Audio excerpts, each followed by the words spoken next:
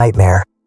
Deion Sanders' Buffaloes crumble in Houston, leaving more questions than answers. A reality check under the Friday night lights. The Big 12 debut was supposed to be a fresh chapter for Deion Sanders and the Colorado Buffaloes. A chance to make a statement under the primetime lights and prove that last year's 9-win season was no fluke. Instead, it turned into a sobering, brutal reality check.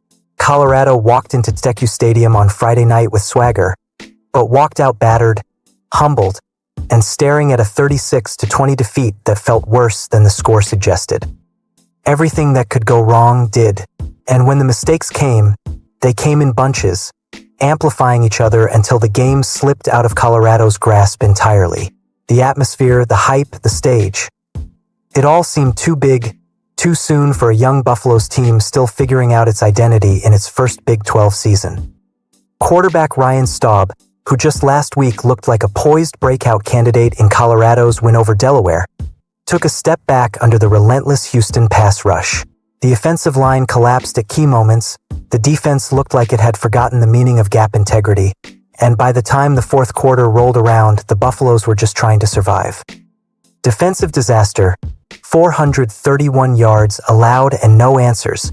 Colorado's defense didn't just struggle, it flat out collapsed. The stat sheet tells a painful story. 431 total yards allowed, 209 of them on the ground, and a complete lack of push from the front seven. Houston's offense turned Colorado's defensive line into a turnstile, opening up lanes big enough to drive a truck through.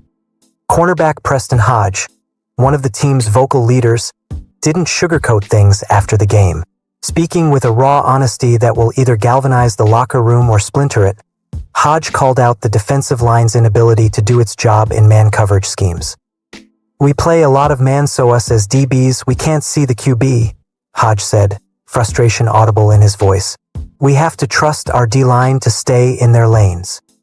It was a public airing of grievances that laid bare Colorado's most glaring problem.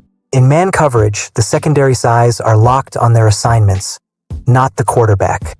If the front four don't stay disciplined, if they let the QB break contain or fail to hold the edge, the entire scheme unravels. And unravel it did. Houston's offensive clinic, Connor Weigman dominates. Houston quarterback Connor Weigman looked like a seasoned veteran playing 7-on-7. He carved up Colorado's defense with surgical precision, throwing for 222 yards, rushing for 83, and scoring 2 rushing touchdowns. Whether it was zone read keepers or timely scrambles on third down, Weigman always seemed one step ahead of Colorado's linebackers. Running back Dean Connors added 89 yards and a touchdown of his own, hammering the line of scrimmage with bruising runs that demoralized the Buffaloes' front. Every time Colorado looked like it might get a stop, Connors ripped off a chain-moving gain to keep the drive alive. By the third quarter, Houston had ripped off 123 yards to Colorado's 0. They converted 3 of 4 third downs in that stretch, completely owning the time of possession battle. The Buffs were out-physicaled, out-schemed, and simply outplayed. A coaching staff under fire. Defensive coordinator Robert Livingston faces a long, sleepless weekend reviewing the tape. Tackling in space was sloppy, pursuit angles were poor, and the front seven consistently lost the battle at the point of attack. Colorado's defensive struggles weren't just a one-off bad night. They were systemic. Lane discipline was non-existent, the linebackers over-pursued, and the safeties were often late coming downhill in run support, giving up nearly 5.5 yards per carry while having your star cornerbacks publicly question the effort of your defensive line is a recipe for dysfunction. And if the defense was bad, the offense wasn't much better. Offensive implosion. Staub's struggles and O-line collapse. Colorado's offensive game plan looked conservative and unimaginative. The Buffs opened the game with 4 straight punts, setting a tone of frustration that never went away. Ryan Staub, still in just his second career start, looked hesitant, almost too careful, as if he was afraid to make a mistake. The offensive line did him no favors. They surrendered 3 sacks and countless pressures, forcing Staub to rush throws and abandon clean mechanics. Drops from the receiving core killed momentum, and key third downs slipped away as Colorado went 4 for 14 on conversions. including 0-4-6 in the second half.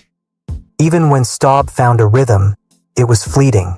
He managed to lead 2 long touchdown drives in the first half, bringing Colorado within 16-14 at the break. But after halftime, the offense went missing. By the time Staub threw his second interception late in the third quarter, any hope of a comeback had evaporated. "We were feeling good at halftime," Staub said post-game. "But throughout the game, we weren't good enough on third down. 3 and out on the first drive of the third quarter, and Houston had the ball for the whole quarter. I can't do that to the defense. It's tough to win that way." Coach Prime's unfiltered reaction, dumbfounded. Deion Sanders is rarely at a loss for words, but after Friday night's collapse, Coach Prime looked stunned.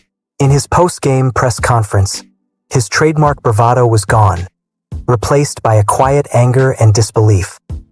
"It wasn't good. I'm at a loss for words," Sanders admitted. "No one could have told me this was going to happen after this week's prep. I take full responsibility for the foolishness that went on out there. We gotta do better in every phase. We gotta prepare our kids. Period." He doubled down moments later, almost as if trying to convince himself, "I'm still dumbfounded on what just transpired."